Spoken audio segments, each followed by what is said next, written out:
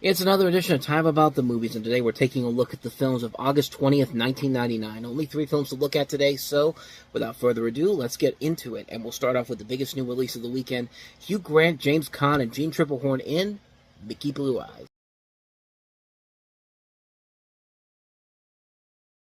So you've got Hugh Grant starring as this English auctioneer living in New York City who becomes entangled in his soon-to-be father-in-law's mafia connections. And, I mean, that premise there, that trailer there pretty much shows you the entire plot of the movie. It's a fish-out-of-water story.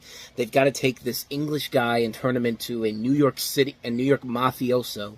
And the hilarity ensues, as they put it. But there's not really a whole lot of hilarity in this movie. In fact, this film really was a major letdown. I mean, there's a funny idea of having Hugh Grant having to act like a mafioso in New York, but not the way this movie does it. It pretty much goes where you think it's going to go. There's going to be that point where they're going to figure out the truth, and there's going to be this big breakup at the end, a big third act split. Everybody has to go their separate ways, and then they'll eventually come back together again. And it'd be fine if the jokes and the material were working, but the jokes in here are pretty much the same stuff you've seen over and over and over again.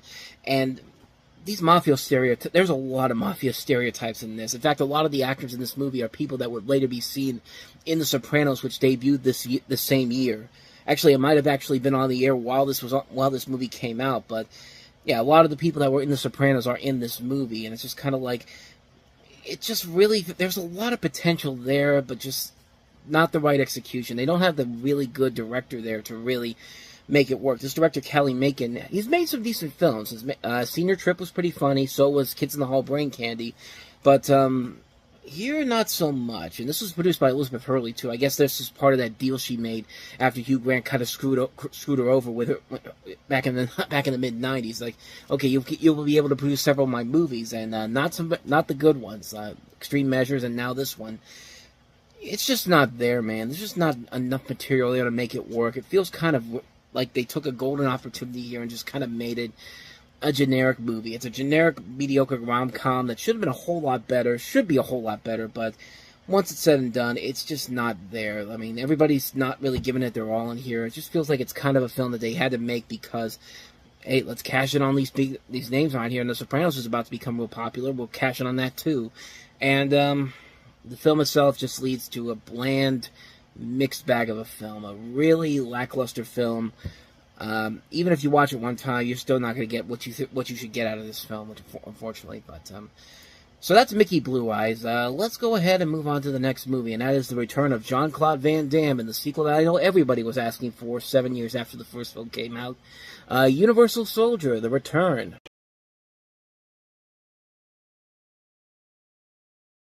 I mean, come on, it's been 7 years, and Universal Soldier was not big enough of a success to warrant that long of a wait for a sequel. If you're going to make a sequel to this, you have to do it within 3 to 4 years after the movie came out, maybe even 2 years. I mean, Under Siege came out the very same year, and they had a sequel for that 3 years after it came out. But even in 1999, Jean-Claude Van Damme's star power was not where it was when Universal Soldier came out. And you don't have Roland Emmerich back as the director here, so just everything going against this movie right off the get-go. And you basically have the story that's a direct sequel to the original Universal Soldier, where you have Jean-Claude Van Damme's character, who was the only surviving member of the original Universal Soldier team. He now works on this project to create and improve a new Universal Soldier, and their plan is for the Universal Soldier, or Unisouls, to be controlled by this computer named Seth, played by Michael Jai White. When the government decides to terminate the project, which includes shutting down Seth, not wanting this to happen, takes steps to prevent this. He first kills Dylan, and then he transforms himself into a body, and then he seeks out Luke, who is the only person who knows the code that will stop the program from being deleted. So he sends out all Unisouls to get him. Luke must try to stay away from him until he's deleted, but Seth targets his daughter as possible leverage, and do you really need me to tell you what happens next? Not only do I feel bad for Jean-Claude Van Damme for having to come back to do this, I feel bad for Michael Jai White. Michael Jai White is a damn good actor, but man, they were just putting him in some really bad stuff like this, and then also before that, Spawn. The guy's a great actor, man. I mean, he deserves a lot better than this.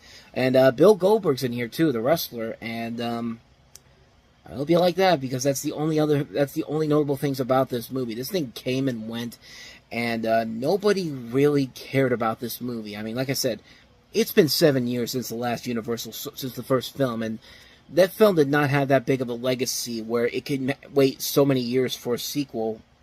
Then we'll just come back and see it again. You need to have a hook. Like, if you're going to do this, get Roland Emmerich to come back. Find a way to bring Dolph Lundgren back, even though by this point his career was also kind of a downward spiral at this point. Like, give him a better script at least, too. Like, this just feels wasted potential on so many levels. There's no fun factor in here whatsoever. A waste of some really good talent. It's just a pointless sequel. It's a sequel that really should have come out just a few years after the first film did, not almost a decade afterwards. That's where the biggest mistake of the film really fell apart here. But, hey, they made sequels after this, so I guess it had somewhat of a following after that. But, yeah, this is a mess of a film. So, that's Universal Soldier: The Return. So why don't we go ahead and move on to the last one we have here, and that is Teaching Mrs. Tingle with Katie Holmes and Helen Mirren.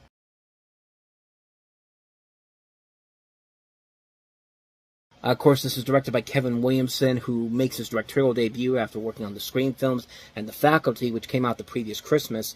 And a fun fact, this was actually supposed to be called Killing Mrs. Tingle, but was delayed and later retitled due to the uproar of teen violence in films, mostly because of what happened at Columbine in the earlier of the year. And you have a story here where you have a group of high school seniors who must prove their innocence by their vindictive history teacher, played by Helen Mirren, who accuses them of cheating on their final exams. And chaos ensues, and the three actresses are Marissa Coughlan, Barry Watson from Seventh Heaven, and Katie Holmes, who was making a success on Dawson's Creek. And, I mean, there was a potential in this movie, but just not the right execution. I feel like this is a film that it really felt like Kevin Williamson really didn't have his heart in this one, which is you would think that with your first film as a director, you'd put more effort into this film, but sadly that's not the case. And also it doesn't help the fact that it was released around the same time as Election, which was a much better, darker comedy set in high school. And this just feels like a film that was kind of dumped out there once what happened with Columbine happened, and they just really did not have an idea of what to do with it afterwards. And the end result here is a film that really, really was a missed opportunity on so many levels. I mean, the actors are trying their best. I mean, Helen Mirren will usually never turn in a bad performance, even in a bad movie. But other than that, though, it just feels like a film that had so much more potential to it, but it was just completely wasted. And didn't help the fact that you had this major tragedy in the U.S. that happened at that point, which kind of dinged this film's potential overall. It was just not the right time to release this film. And even if you did, it really wouldn't have helped in the end, honestly. A largely forgettable film, honestly. I saw it once, never really had the desire to go back and watch it again, and not much more to say about that one. So that's Teaching Mrs. Tingle. And so on that note, we wrap up another edition of Time About the Movies. The next time we meet, we'll have 6 movies to look at to wrap up August. We have John McTiernan's second film released in August of 1999, Antonio Banderas and the 13th Warrior. We also have In Too Deep, Johnny Depp and Charlize Theron and The Astronaut's Wife, Albert Brooks' The Muse, Brendan Fraser and Dudley Do-Right, and A Dog of Flanders, based off the best-selling book. So 6 films to look at next time, and we'll delve into those on the next episode. But until then, thank you very much for watching, and if you want to see more videos like this, please hit the place on the next page, check out the previous episode, and I will see you guys again tomorrow for another episode. So thank you for watching, I'll see you next time, and until then, as always, take care.